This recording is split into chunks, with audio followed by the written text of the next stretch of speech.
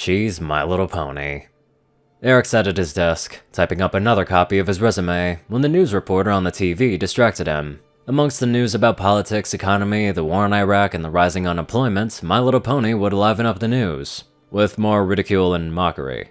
It seemed that ponies kept coming up in the news more and more often in the media, and whenever they did, Eric couldn't help but turn to the screen and watch. With little else in his cheap apartment to occupy his time, he would frequently turn to the TV for any and all times that he needed to be away from his job hunts. It's certainly unusual to find scientists gathered outside of a convention, particularly Bronycon, explained the field reporter. Psychologists, biologists, and even spiritualists of various faiths have been drawn towards the Brony fandom, not because of the strange idea of grown men watching My Little Pony, but another more unusual phenomenon. The camera panned to the left, as if more interested in the convention happening behind her.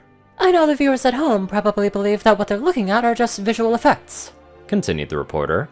But let me assure you that all of what you're seeing is real and a major part of why so many people have been drawn to the Brony phenomenon. Just look out there.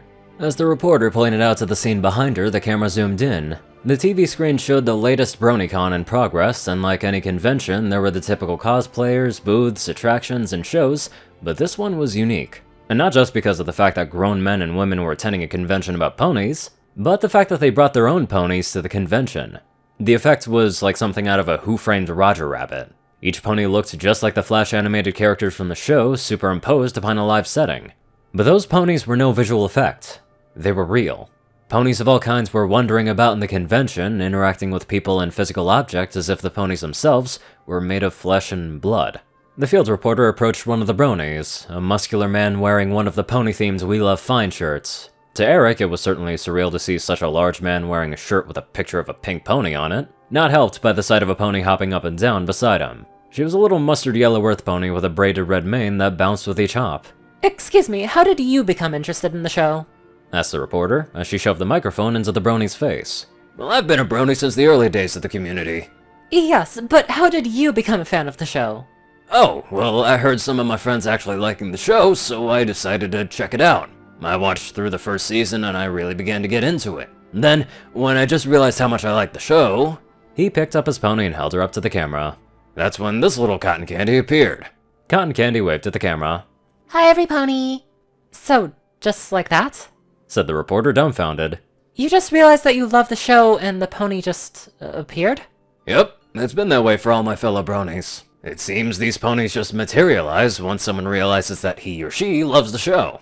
The reporter looked at him as if he admitted that he was a chicken. That's just plain absurd. Cartoon ponies just don't pop out of thin air. With a loud bang and a flash of light, a unicorn stallion teleported next to the brony, startling the reporter.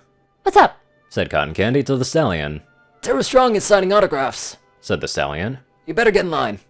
Oh, I gotta go, said the brony, putting down Cotton Candy. And with that, he ran off with childlike enthusiasm. Eric watched the man run off, letting out a scoff of disgust. Eventually, the footage cut to the news anchor in the studio. The anchor finally introduced to the viewers a guest on the set with him whom he identified as a psychologist. I must say, I don't think I would want to watch a little girl's cartoon, let alone have a cartoon pony follow me around, explained the anchor. However, there seems to be a lot of adults who have embraced this strange situation. What do you think about all this?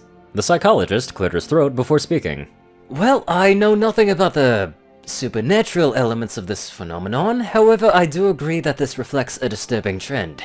These days, more and more fully grown people are watching cartoons, playing with toys, reading comics, and playing video games. I think this is a response to the hard times our country has been facing, made all the more evident that this phenomenon is only affecting people who are 14 years of age or older. They're trying to regress back into their childhoods, but that kind of backwards thinking is not healthy. Such childish behavior is not good for them or the country, and these people need to grow up. Eric let out a soft hum in agreement. There was a loud rap on the door, followed by the familiar voice of his neighbor David. Hey Eric, can I come in? Eric let out an annoyed groan. Come in. Although he wasn't the most sociable person in the world, he wasn't annoyed to have David come over. What did annoy him, however, came flying into the apartment as soon as the front door was opened. By the time Eric turned around, he came face to face with David's Pegasus companion, hovering in front of him like a bat. He nearly toppled over in his chair with shock. Hey, don't do that! Have you ever heard of personal space? Is that some kind of physics question? Said the Pegasus in a thick Irish accent. I'm no good with physics, since it doesn't apply to me. She did a somersault in the air, as if to prove her point. Just back away from him, Shamrock, said David. He doesn't like ponies. The little green Pegasus replied. And what nonsense is that? I mean him no harm. Despite her objections, Shamrock drifted towards the TV, causing the glow from the screen to briefly illuminate the Shamrock cutie mark on her flank. Eric groaned irritably. Why do you have to bring that pony in here? Ever since she first appeared, you've been taking her everywhere. And why shouldn't he? Insisted Shamrock, raising her hoof up in protest. He and I are best friends, and best friends hang out. Yeah, but you're a cartoon, you shouldn't exist. Eric turned to David, spinning around in his chair. Honestly, David, how do you live with this thing? She makes me happy, just like the show, said David, in a matter-of-fact tone of voice. By the way, I came here to tell you about a job opening that just came up. David pulled out a newspaper that was open to the want ads and he left it on the desk. It's a desk job, but I think it'll satisfy you. Ugh, yet another desk job. You're the one who found the job, you should take it. I could, but I thought you might be more qualified than me. Besides, you need a job more than I do. You've been living off of your parents for the past 4 months.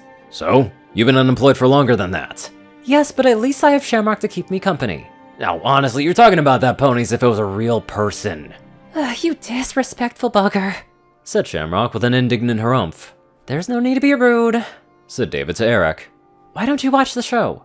Well, it's because it's weird to have a cartoon pony walking around, and even weirder to watch a little girl's show. David only stood by, looking at Eric with a smile on his face as if he knew a secret Eric did not. You know, I used to be like you. But then I caved in and watched the show, and I don't regret it because the show does make me happy, especially during the recession. It's just escapism. True, but a little escapism can hurt. In fact, you might bring a little joy into your life too if you gave the show a watch. You can catch an episode off of YouTube. No way. Suit yourself.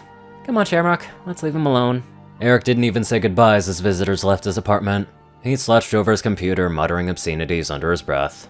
As the sun went down, Eric's apartment fell quiet as he sat in the dim glow of his TV. With all of his resumes sent out, there was nothing left for him to do but sit in front of his TV screen and watch the same news and sitcoms that he'd watched every evening for a year. With his finances limited, he couldn't go out on vacations or hang out at clubs or casinos, so all he had to fill up his free time was that one single TV. Oh man, I'm so bored. Maybe there's something on YouTube I could watch. He opened his Safari web browser and opened up YouTube. However, listed among the recommended videos dominating his attention like a zit on a face was a My Little Pony fan video. Just seeing those ponies on the preview image ignited anger and hostility. Oh, these damn bronies are everywhere! He felt tempted to just turn off his computer and go to bed early. But as he sat there, David's words buzzed in his head. With curiosity and boredom finally getting the better of him, he typed My Little Pony Friendship is Magic into the search engine. And sure enough, he found the first episode. I guess I might as well see what the fuss is all about. From the moment the beginning intro came on, he was prepared to hate it for every girly, cartoony, and marketable aspect it had. However, despite its lofty expectations, he found himself entranced by the animation. The show itself was so colorful, but not so much that it seemed garish or overly saturated in pink. The animation was fluid and detailed, and he was even amazed at the visuals. By the time the first part of the pilot was over, he found himself actually liking the characters. Sure, it was cartoony and girly, but they weren't as annoying as he expected. In fact, he really got to admire these characters for every little thing that made them fun to watch. Despite his skepticism, he watched both the first part and the second part of the pilot together, and he found himself curious to see another episode.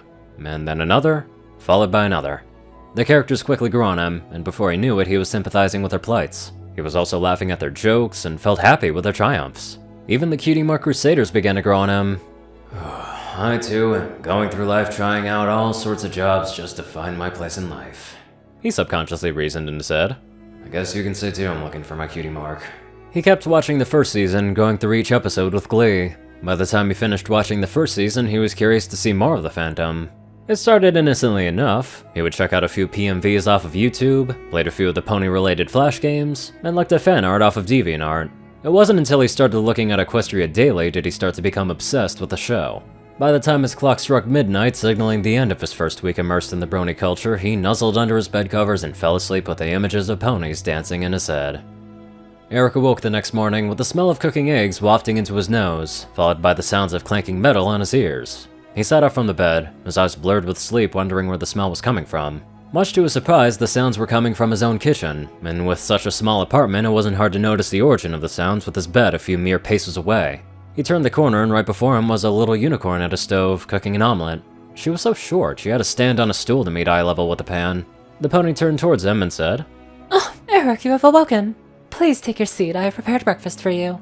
Her horn glowed an icy blue as she used her magic to control the frying pan. With a wave of her head, utensils flew out of the drawers, followed by a plate, all of which neatly landed onto the table. The unicorn directed the frying pan towards the plate and gently placed the egg dish on top. Eric couldn't help but gawk at the pony before him. Her mane was dark blue with sparkling beads in her hair, her coat was a grayish white like the glow of the moon, and on her flank was the picture of a brilliant white comet falling through space. It wasn't until he noticed the pony's impatient look did he finally realize that he was staring. Who are you? My name is Holly Bop, but you can call me Holly. Holly Bop. What are you doing in my house? You summoned me here. Now are you going to eat your breakfast? Wait, what? What do you mean by summoned you? You don't mean... That's right. Said Holly. I'm your little pony. Eric shook his head in shock. No, this can't be. I can't have a pony. I only watched the first season. As well as spent hours last night reading fanfiction and looking at fan art. Why are you being so reluctant to believing what is right in front of you? Eric's mouth flopped up and down like a carp gasping for air. He wanted to deny everything, arguing that the pony before him belonged to someone else or he was having a bad dream, but in his heart he knew he had no way of escaping the truth before him. He reluctantly sat down in front of the plate of eggs in defeat and disbelief, then took his fork. With a flick of her tail, she trotted out of the kitchen. Call me if you need anything. Wait, where are you going? What do you need to know? Well, I just don't want you to be seen, Oh, don't worry. said Holly with a sly smile. I won't be a bother. She trotted off, humming the My Little Pony theme song as she left. Eric reluctantly stabbed the omelet with his fork. Oh, I can't believe I got myself into this. What is everyone else gonna think? As if fate wanted to find out, there was a knock on the front door. He nearly inhaled his egg, coughing in earnest, as he shot off from his chair and ran towards the front door. He opened it to see David and Shamrock. Oh, hey, Eric. Said David. I just stopped by to see if you applied for that job already. Eric let out one last cough. Yeah, I did. You can go now. Are you okay? You look a little nervous. Nervous? Why would I be nervous? Shamrock covered up to Eric's face. Oh, but I do smell something good. She zipped past Eric and into the kitchen. Eric followed her, finding the little Pegasus hovering over the plate of eggs. I love omelets. Can I have a bite? No, please don't touch that. As Eric tried to coax Shamrock out of the kitchen, David wandered into the main room of the tiny apartment. With such a small apartment, there was no place to hide, and it was only a matter of time before... Hey, where'd this pony come from? With a shriek of horror, Eric hastily ran back into the living room, painfully banging his knee against the doorframe as he stumbled out of the kitchen. I can explain! Eric frantically looked around the room, but saw no sign of Holly Bop anywhere. Much to his surprise, David was actually looking at a plastic little horse that he held in his hand. Where'd this toy come from? Muttered Eric, unsure how to answer. Wait, where did you find that? I got it from this box. Much to Eric's surprise, he saw a cardboard box on the bed, open wide and full of small objects inside. It's personal. Personal? Said Shamrock, shoving her face into Eric's face. Just what are you hiding? Back off, Shamrock, said David politely. If he doesn't want to talk about it, then he doesn't have to. He carefully placed the toy horse back into the box. By the way, do you still need my help to get the interview tomorrow? The what? Oh, the interview, of course I do. Alright, then I'll meet you at the bus stop at noonish. Yeah, of course. Eric lightly shoved David towards the door, egging him to leave. Okay, I'll see you later then. Come on, Shamrock, we're leaving. David and Shamrock casually left the apartment without another word. Once he was certain that they were gone, Eric let out a sigh of relief. Oh, that was close. Right, now to figure out where this box came from. He peeked inside, and that's when he noticed a blue cylindrical object. He reached inside and pulled out an old toy telescope. He leaned over and saw that the box not only had old action figures, but also junior astronomer toys. Nostalgia suddenly swept over him like cold water, and in an instant, he knew. This is... my stuff. When I was a kid. That it is, said Holly, as she reappeared beside him. Where did you come from? I teleported to your parents' house and got you this old box. But how did you know that these were all my toys? I know everything about your childhood. You used to love astronomy as a kid. Eric fiddled with the telescope, examining the cheap plastic and remembering the nights that he spent looking up at the night sky. We could go through these old toys if you want. No, he said, shoving the telescope into the box. I'm too old for that. Well, you do have things to do. So how about I hold on to this box? And when you're done with your work today, we can look through it. No, I don't think so. With a flash of light, Holly teleported the box away. Very well then, but remember, I will be nearby when you need me. Before Eric could utter an objection, Holly disappeared before his eyes. He leaned against the wall, clasping his forehead with one hand as he felt a migraine come on. Damn it all, what have I gotten myself into? Whenever a man seeks redemption for his faults, he will frequently turn to the good book for guidance. However, since Eric didn't have a TV guide lying around, he just skimmed through all the channels his satellite dish provided.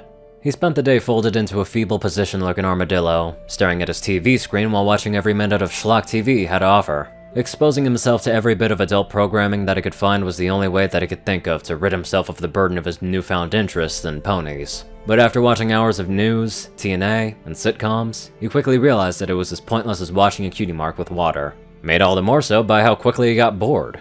By the time evening approached, he read 7:14 p.m. on the clock with dismay. And out of a compulsive habit, he reached for the remote control and switched the channel to another news broadcast in progress. The little digital ticker at the bottom of the screen read Bronycon reactions and speculations. After spending the whole day trying to cleanse himself of ponies, the thought of watching another Brony report made him sick to his stomach. But as he reached for the remote, he noticed that it was gone. As Eric searched for the remote, the field reporter was having an interview with a random pedestrian off the street. Tell me, what do you think of BronyCon and the Brony community? It's just a gathering of Eric froze when he heard the damning statements. They're just a bunch of annoying trolls and who enjoy that show, the man said, the censor beep awkwardly covering up the F-bomb that he dropped. It's just a cartoon for little girls, and any guy who admits to liking it needs to cut off their and burn him, because they're technically not a man anymore. Eric angrily scoffed as if he had heard the worst blasphemy ever uttered. The feelings of a raving fanboy welled up in his chest. Every memory of joy and excitement that he felt for MLP came bursting out of him with one single rebuttal. Did he even watch the show? The TV screen suddenly went dark. Baffled, Eric turned around to see Holly telekinetically holding the remote control. But you have, said Holly, as she sat down onto the floor next to him. So, how are you feeling? Confused. I can't believe that a little more than a week ago I was just like him. What an idiot I was. Who am I kidding? I'm an idiot now thinking I could just rid myself of my love for the show. Holly affectionately nuzzled his hand with her horn. Why do you like the show? Eric let out a long hum and thought. I don't know. Is it because you want to be a kid again? Of course not. Are you some kind of homosexual or pedophile? Hell no! Are you a sexual deviant? No, I'm not. Are you— There's nothing wrong with me. Then why do you like the show? Because— The room fell silent as Eric struggled to find the answer, his fingers drumming on the armrest in heavy contemplation. Well? It's good! Shouted Eric angrily. It's a well-made show, that's all! Holly smiled, satisfied that she finally got through to him. And what do you like about the show? Well, it's so much fun. The songs, the animation, the characters, the stories, even the lessons they're well done, and it's just entertaining and positive. Then why do you hide me? I'm guessing I'm afraid what others might think of me if they find out. You've seen how the mainstream thinks of the Brony community. They see bronies as perverts and retards. What else would they think if they're never given the chance to know a brony? She telekinetically lifted the box of toys and placed them into Eric's lap. The only thing the haters have to fear is what they don't understand. Eric reached inside and pulled out the stethoscope. Are you suggesting that I play with toys and watch cartoons? Why not? A little escapism wouldn't hurt. I suppose it wouldn't. Holly telekinetically lifted the laptop into the air and gently placed it on top of the box. Say, you haven't seen Season 2 yet. Let's watch it. Holly got up on her hind legs and fiddled with the touchpad with her hooves. The first episode stars John Delancey as the villain. John Delancey? Really? Oh yes. Care to see? How could he refuse? I take it the interview went well? It was okay, Just okay? said Shamrock, hovering over him. Something seems different about you. Normally when you leave a job interview, you're stressed and unhappy that it didn't go as you hoped. I'm just trying to look on the brighter side of things. In hard times like this, we sometimes need to get all the enjoyment that we can get. Well, that's good to hear, said David. I don't know, said Shamrock. It looks like you're hiding something. Not anymore, I'm not. From across the street, Eric saw Holly standing on the sidewalk, waving happily at him with one hoof. With a flash of light, she teleported across the street and reappeared beside Eric, much to the shock and amazement of David and Shamrock. Oh, who's that? asked David. Eric picked her up and cradled the little pony in his arms like a proud father holding his kid. Her name's Lollipop, and she's My Little Pony. This is a weird blast from the past, considering it came out in 2012. So obviously we were all very young back then, and we changed a lot. And the vocabulary people used back then, god, that is weird to look back on. Regardless though, it's intriguing and kinda nice to look back in the past every now and again. Anywho, let's get on to our proud donators. Top donators: Peter Coulthard, J10 Man, Darkside, and Only One Thing. Zar630, Rayden, Narwhals, Blackmoonheart, Pastel Skies, Austin Roland, CrazyKiller557, Stu Hex, Will, Omicron Lyre, Chris, Michael Dale Moore, Dospo, Delta Omega, Jack Hadge, RuneScythe9852, Madman Stan, Leslie Purgett, Drake Lovedragon, Hudson Norman, Stephen Bingham, LimeGod12, Sorcerer Constantine, Hudzaza, Conver, and many more awesome people. Thank you all so much for watching this video, and live life to the fullest.